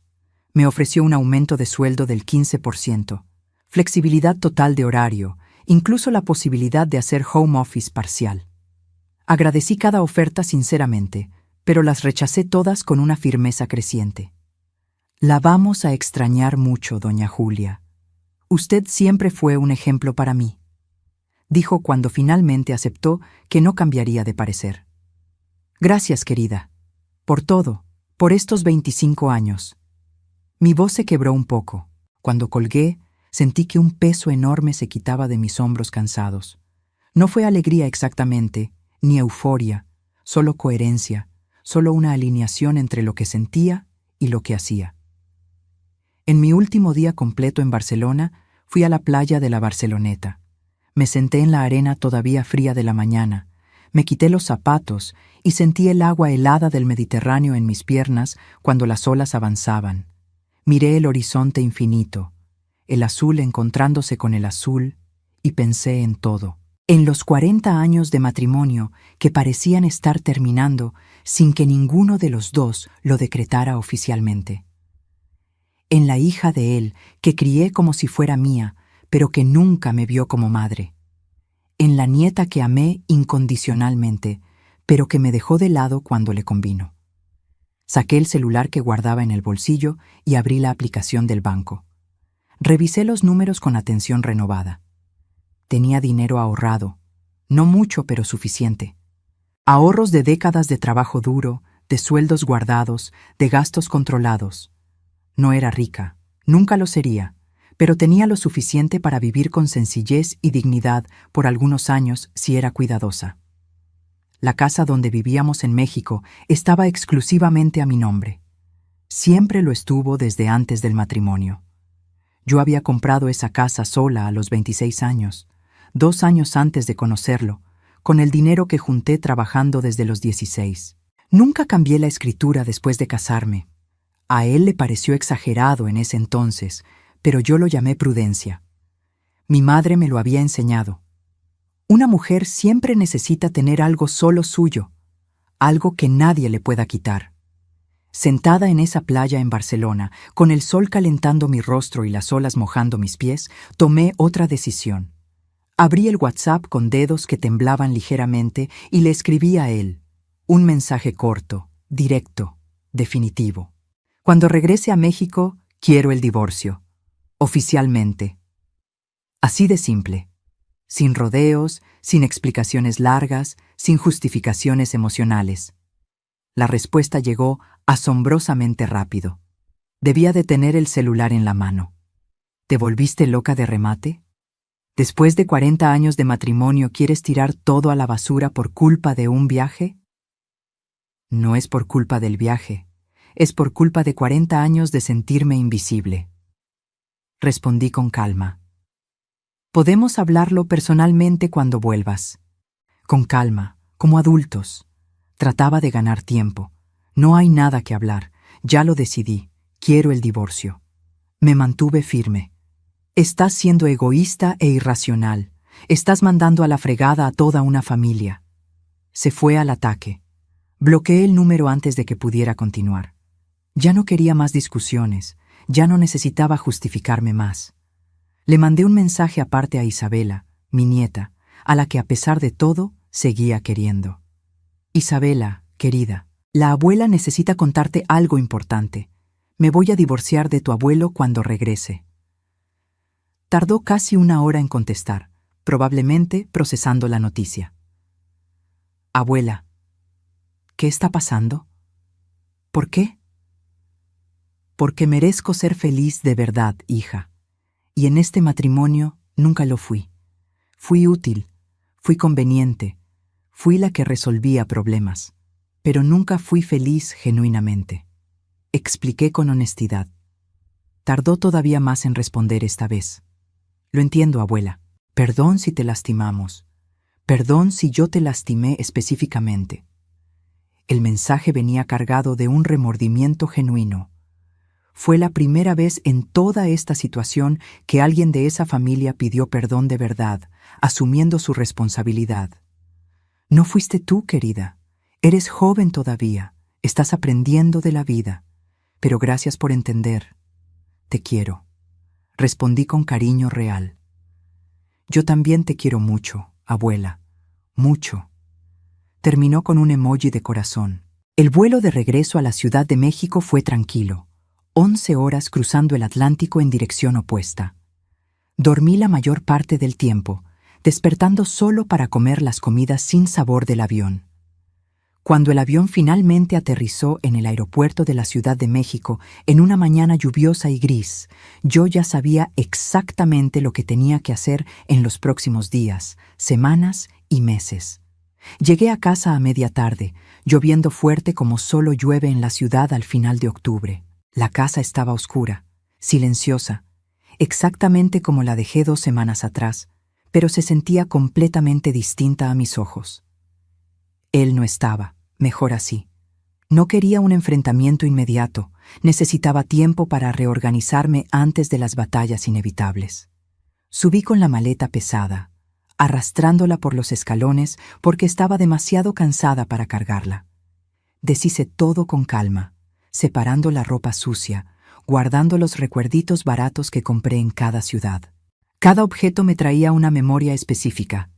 El llavero de la Torre Eiffel, el imán para el refrigerador del Coliseo, la taza con los mosaicos de Gaudí. Me di un baño largo, dejando que el agua caliente lavara el agotamiento del viaje largo. Me puse ropa limpia, cómoda y sencilla. Bajé y preparé café, ese ritual reconfortante que siempre me calmaba. Lo estaba tomando en la mesa de la cocina cuando oí la llave girar en la puerta. Entró despacio, como si tuviera miedo, como si entrara en territorio enemigo. Se detuvo en la puerta de la cocina, mirándome como si fuera una extraña, alguien a quien ya no reconocía por completo. «Regresaste». Fue todo lo que dijo al principio. «Regresé», confirmé, tomando mi café con calma. «Tenemos que hablar en serio de todo esto, Julia». Jaló una silla pero no se sentó. Se quedó ahí parado apoyado en el respaldo. «No hace falta, ya decidí todo». Mantuve mi voz firme. «No puedes simplemente mandar a volar 40 años así, como si no significaran nada». Alzó la voz, frustrado por mi calma. «No los estoy mandando a volar. Estoy cerrando un ciclo que ya terminó hace mucho. La diferencia es que ahora finalmente tuve el valor de admitirlo». Puse la taza en la mesa con cuidado. Jaló la silla finalmente y se sentó, cansado, derrotado. ¿Qué fue lo que hice tan mal para merecer esto? Lo miré. Realmente lo miré. Tal vez por primera vez en años. Vi a un hombre viejo, 72 años, cargados en su rostro arrugado, cansado de una vida que tampoco fue fácil. Pero no sentí la lástima suficiente para desistir. «Me borraste. Durante 40 años enteros me borraste sistemáticamente. mis ganas, mis sueños, mis deseos, todo siempre venía después de todos los demás. Y yo lo dejé pasar. Esa es mi culpa. Yo lo permití, yo lo acepté, yo me callé. Hablé despacio, eligiendo cada palabra. Yo te borré, siempre te respeté, nunca te pegué, nunca te engañé, siempre trabajé. Se defendió con indignación. El respeto no es solo no pegarme o no engañarme con otras mujeres. El respeto de verdad es verme como una persona completa. Es considerarme en las decisiones. Es elegirme de vez en cuando, en lugar de siempre elegir a todos los demás. Expliqué con una paciencia que no sentía. Yo te elegí cuando me casé. Elegí pasar mi vida contigo. Insistía él. ¿Y después? ¿Cuántas veces me elegiste después del matrimonio? Cuando era yo contra tu hija, siempre la elegías a ella. Cuando era yo contra el trabajo, siempre elegías el trabajo. Cuando era yo contra cualquier otra cosa, nunca, ni una sola vez, fui yo la elegida. Cada frase salía más pesada. Se quedó callado finalmente, sin argumentos inmediatos. El viaje era demasiado importante para mí, continué. 40 años de casados, un aniversario que debió celebrarse juntos, y tú lo cancelaste.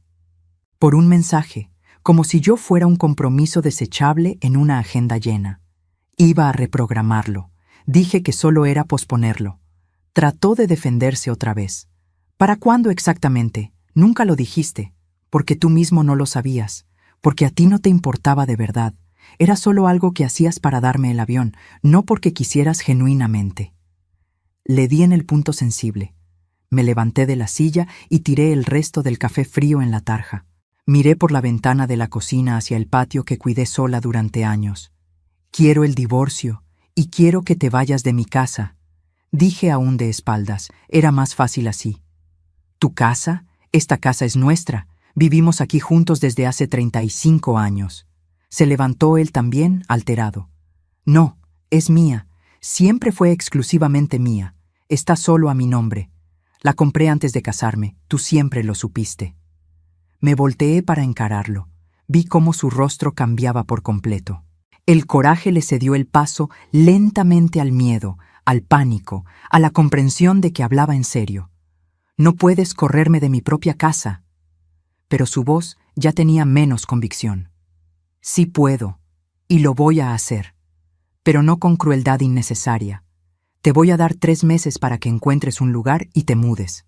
Es tiempo más que suficiente para que un hombre adulto se organice. Fui firme, pero no cruel. Todavía intentó argumentar por más de 1 hora. Dijo que me había vuelto loca de remate, que estaba teniendo una crisis de los 60 atrasada, que me iba a arrepentir amargamente.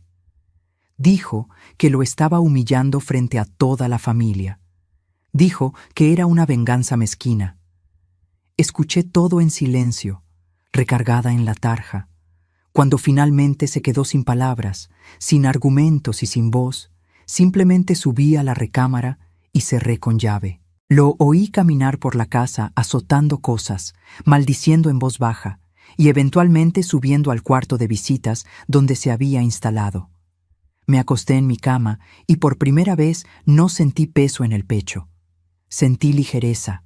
Sentí que era lo correcto. Sentí que finalmente, después de 68 años completos, estaba tomando las riendas de mi propia vida. Al día siguiente, muy temprano, busqué a un abogado especializado en divorcios que una vieja amiga me había recomendado hace años. El licenciado Marcelo, un despacho pequeño pero respetado en el centro de la ciudad. Me recibió con amabilidad profesional y me ofreció un café que acepté agradecida. Conté toda la historia con una objetividad que me sorprendió hasta a mí misma. No dramaticé, no lloré, no pedí validación emocional. Solo relaté los hechos: 40 años de matrimonio, viaje cancelado, decisión de divorciarme, casa a mi nombre. Me escuchó con toda atención, anotando puntos importantes en un bloc amarillo.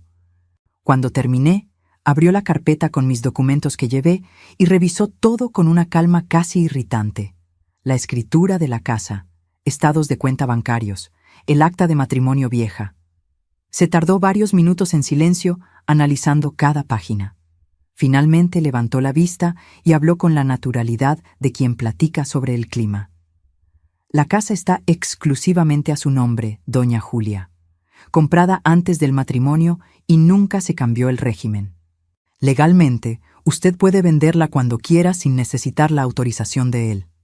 Confirmó lo que yo ya sabía. ¿Y él puede impugnar? Pregunté, preparada para las complicaciones.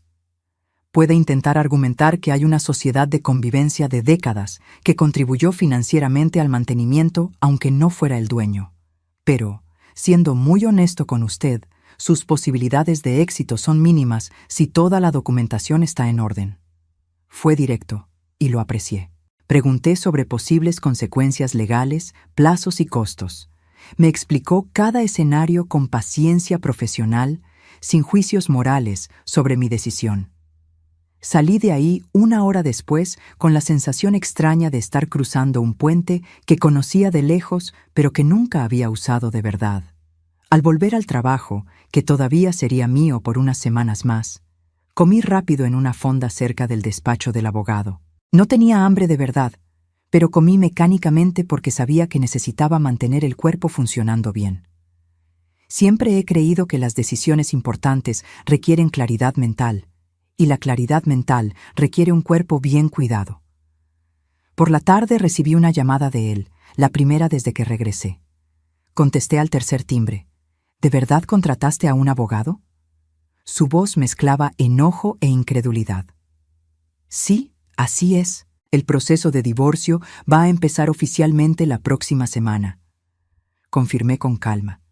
Estás exagerando absurdamente, Julia. Todo esto por un viaje. Seguía sin entender. No es por el viaje específicamente. El viaje solo fue la gota que derramó el vaso que se venía llenando desde hace 40 años. Traté de explicarle de nuevo, sin mucha esperanza. ¿Y la casa? ¿De verdad me vas a echar de la casa? Su voz se quebró ligeramente. No te voy a echar con violencia. Te voy a dar un tiempo razonable para que te organices y busques un lugar adecuado. Pero sí, quiero que te vayas. Mantenía mi firmeza. Colgó sin despedirse. Me quedé mirando el celular apagado en mi mano unos segundos antes de volver al trabajo. Al final de esa semana, su hija apareció de nuevo, otra vez sin avisar, usando la llave que yo todavía no le había pedido de vuelta. Pero esta vez yo estaba preparada emocionalmente. Tenemos que hablar en serio, Julia. ¡Estás destruyendo a mi familia! Entró gritando, sin siquiera saludar. Yo estaba en la sala organizando papeles viejos, separando qué conservar y qué tirar. Seguí con mi tarea sin levantarme. No estoy destruyendo nada, solo estoy terminando algo que ya no funciona. Respondí con calma, sin mirarla. No puedes poner a mi papá en la calle así. Tiene 72 años. ¿A dónde se va a ir? Estaba genuinamente desesperada. Puede vivir contigo, puede rentar un departamento, puede vivir en un hotel. Hay muchas opciones para un hombre adulto con pensión. Enumeré las posibilidades obvias. Usted siempre fue egoísta, pero esto ya pasó todos los límites. Prácticamente gritó. Solté los papeles finalmente y la miré directo a los ojos. ¿Egoísta? ¿Yo, que pagué tu escuela privada carísima por años? ¿Yo, que te llevaba al doctor cuando tu papá no podía? ¿Yo, que te cuidé desde los 8 años como si fueras mi hija? ¿Yo soy la egoísta? Cada pregunta salía más fuerte, más firme. Se puso roja, pero no de vergüenza, todavía de coraje. Usted hizo todo eso porque quiso.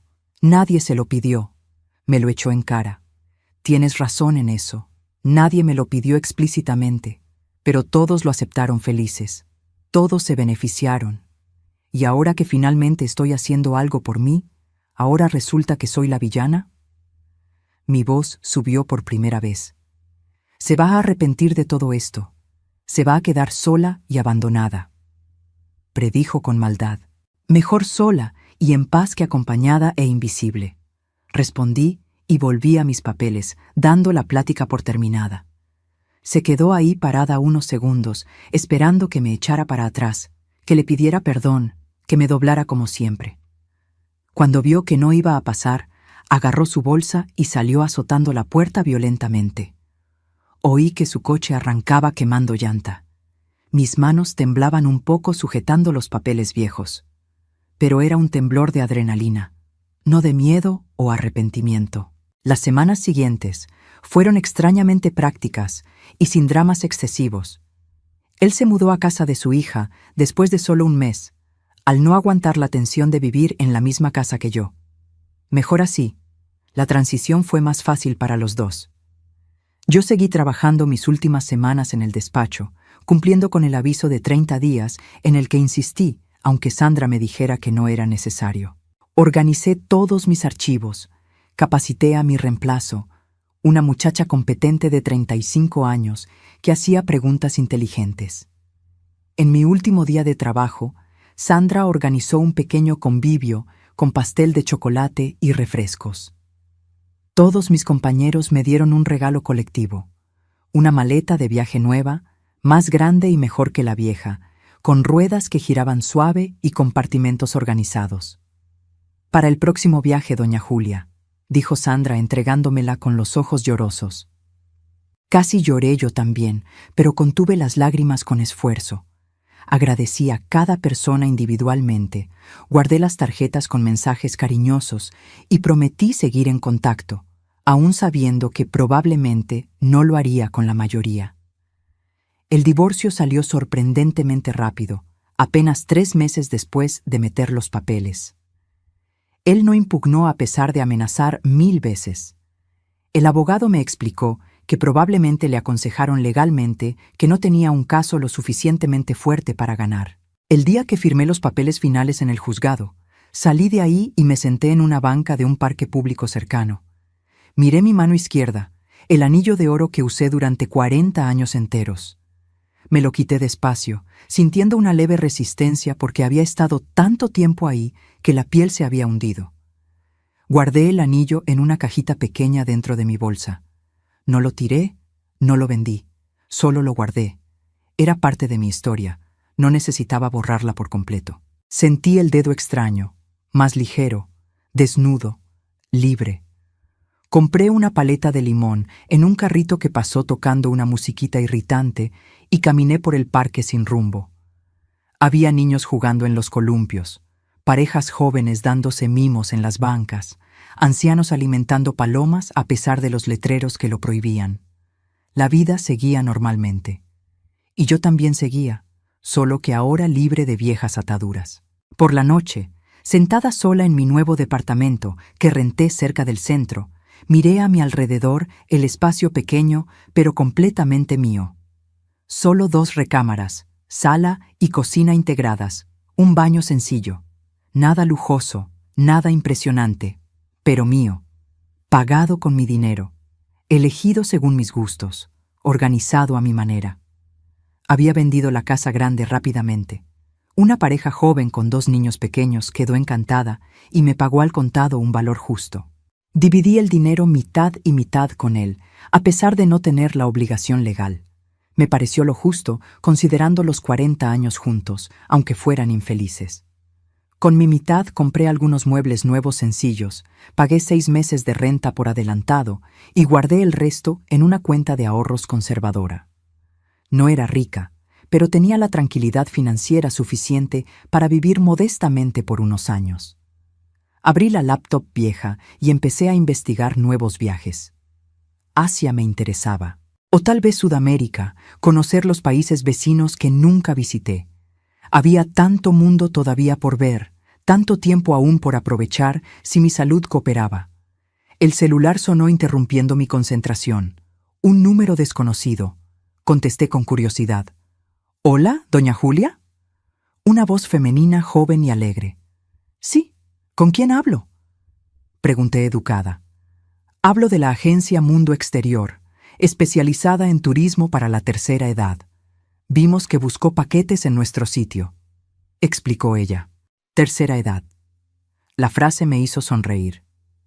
Técnicamente era cierto, pero se sentía mal considerando cómo me sentía ahora. En realidad, estoy en la primera edad de mi nueva vida. Respondí y me reí sola de mi propio comentario. La muchacha del otro lado se rió también, genuinamente. «¡Qué bonito eso, doña Julia! Me encantó. ¿Puedo mandarle algunos itinerarios interesantes por correo?», ofreció. «Por favor, entre más lejos mejor. Quiero conocer todo lo que pueda mientras tenga salud», pedí entusiasmada. Colgué sonriendo y volví a mi investigación. Tailandia parecía increíble, Vietnam también, Camboya con sus templos antiguos. Miré mi reflejo en la ventana oscura. Vi a una mujer de 68 años con el cabello completamente blanco que dejé de teñir, arrugas profundas alrededor de los ojos que me gané de tanto sonreír recientemente, un cuerpo cansado pero todavía funcional.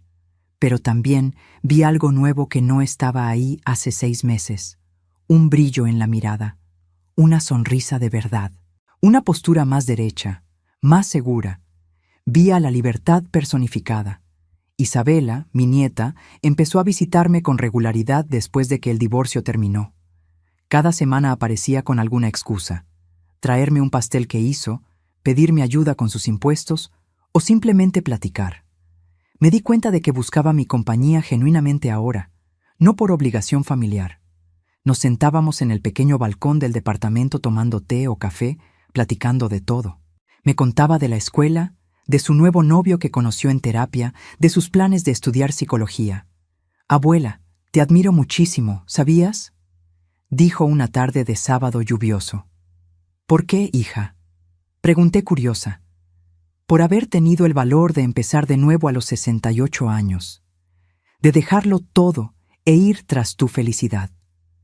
Mucha gente joven no tiene ese valor».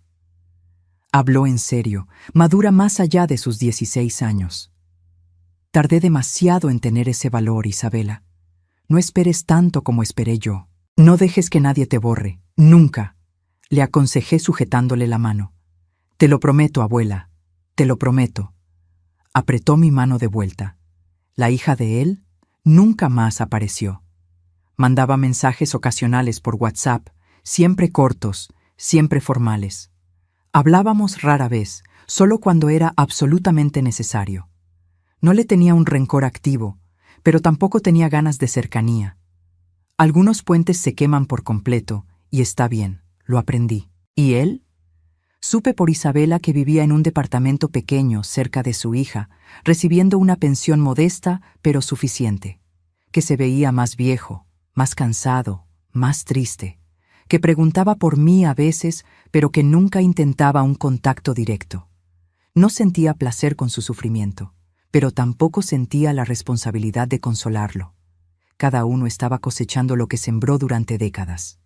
6 meses después de que el divorcio finalizó, estaba embarcando hacia Tailandia finalmente, sola de nuevo, y completamente feliz con ello. Isabela fue a dejarme al aeropuerto otra vez, nuestra tradición ahora, al parecer. «Abuela, ¿prometes que vas a mandar foto diario?», pidió con los ojos brillantes. «Te lo prometo, mi amor», la abracé fuerte. «Y con cuidado allá, ¿eh? Tailandia está muy lejos, es muy diferente». Se preocupaba genuinamente. «Lo sé, por eso mismo voy, para experimentar lo diferente», expliqué sonriendo. Me dio un abrazo fuerte y largo. «Te quiero mucho, abuela. Eres mi inspiración». «Yo también te quiero, querida. Más que a nada». Aguanté las lágrimas con esfuerzo. En el avión rumbo a Bangkok, me senté al lado de una señora inglesa muy simpática de 75 años, llamada Margaret. Iba a encontrarse con un grupo de amigas viudas, todas viajando juntas por Asia. «Mi esposo murió hace 10 años, un cáncer fulminante», me contó en un inglés británico precioso. «Me quedé 2 años encerrada en casa llorando, comiendo helado y viendo la tele. Hasta que un día pensé, Robert no querría esto para mí, así que empecé a viajar. Ya visité 47 países». «¿47?», repetí impresionada. «Sí, ¿y usted, dear? ¿Cuántos países ha visitado?», preguntó animada. «Apenas estoy empezando. Europa fue el primero, ahora Asia, a los 68 años finalmente», admití un poco apenada por la tardanza. «Nonsense. Nunca es demasiado tarde, darling. Nunca». Me tocó el brazo con cariño. Platicamos prácticamente todo el viaje. 30 horas largas con conexión. Me dio consejos valiosos sobre Tailandia, lugares a donde ir, comidas que probar y estafas que evitar. Me mostró fotos hermosas de sus viajes anteriores. La India colorida, el Japón organizado, el Nepal montañoso, la Camboya mística. Cuando llegamos a Bangkok finalmente, agotadas pero emocionadas, me dio un abrazo fuerte y una tarjeta con su correo. Mantengamos el contacto, Julia. Y recuerda, la vida es demasiado corta para vivirla por los demás. Vive por ti misma. Me aconsejó con la sabiduría de quien aprendió a la mala. Lo recordaré siempre. Gracias, Margaret. La abracé de vuelta. Pasé 3 semanas increíbles en Tailandia. Visité los templos dorados de Bangkok, tan distintos a las iglesias europeas. Comí comida callejera demasiado picante que me quemó la boca, pero estaba deliciosa. Anduve en un tuk-tuk ruidoso por las calles caóticas. Vi espectáculos de danza tradicional. Visité un santuario de elefantes donde pude tocar a esos animales enormes y gentiles. Y en cada lugar, en cada momento nuevo, en cada experiencia única, sentí una gratitud profunda. Gratitud por haber tenido finalmente el valor de salir de la vida que me asfixiaba, de empezar de nuevo aunque pareciera demasiado tarde, de elegirme por primera vez en 68 años de existencia. Cuando volví de Tailandia casi un mes después, bronceada por el sol tropical y con la maleta llena de recuerditos baratos, encontré un mensaje inesperado de él esperando. El primer mensaje directo en más de 6 meses. ¿Podemos vernos para hablar? Sin peleas, solo una plática civilizada. Pensé seriamente en ignorarlo por completo, pero después de reflexionar unos días, decidí aceptar. No por esperanza de reconciliación, ni por nostalgia, sino por un cierre final que tal vez ambos necesitábamos. Quedamos en un café neutro cerca del centro, lo suficientemente público para que no hubiera escenas, pero lo suficientemente tranquilo para platicar. Llegué puntual. Él ya estaba esperando en una mesa al fondo. Se veía visiblemente más viejo, mucho más. El cabello completamente blanco ahora, más flaco, con una postura de derrota encorvada. Se levantó cuando me vio llegar, un gesto de educación a la antigua. «Gracias por aceptar venir, Julia», dijo bajo después de que me senté. «¿De qué querías hablar?» Fui directo al grano, sin rodeos. Movió su café frente a él sin beberlo, nervioso, buscando las palabras adecuadas. «Yo quería decirte que tenías razón, en todo». Empezó finalmente, con voz pesada. Esperé en silencio a que continuara. «Te borré durante todos estos años. Nunca te puse en primer lugar. Siempre pensé que estarías ahí, siempre disponible, siempre comprensiva. Te di por sentada», admitió mirando a la mesa, avergonzado. «¿Y ahora? ¿A qué viene el cambio de parecer?», pregunté escéptica. «Porque te extraño. Porque la casa de mi hija siempre es un caos, llena de gente gritando, sin paz. Porque duermo mal cada noche. Porque finalmente entendí lo que perdí. Fue honesto, al menos. No me extrañas a mí específicamente. Extrañas la comodidad que yo te daba. Extrañas la casa organizada, la comida lista, la vida arreglada. No a mí como persona». Lo corregí con calma. Abrió la boca para protestar, pero la cerró sin hablar. Sabía que era verdad. «Julia, ¿no podríamos intentarlo de nuevo? ¿Empezar de cero? Te prometo que esta vez sería distinto». Intentó su último recurso, prácticamente suplicando. Lo miré con compasión, pero sin ninguna gana de volver atrás. «No, no podemos. Tú no cambiarías de verdad. Podrías intentarlo por semanas, tal vez meses. Pero eventualmente volverías a tus viejos patrones porque así eres tú. Y yo también cambié demasiado para volver al papel de antes». Expliqué gentil pero firme. «¿Entonces es definitivo? ¿40 años tirados a la basura por completo?» Su voz se quebró. «No se tiraron a la basura, se vivieron. Algunos momentos fueron buenos, otros malos, la mayoría mediocres, pero ahora terminó. Y está bien que termine. No todo tiene que durar para siempre para que haya valido la pena.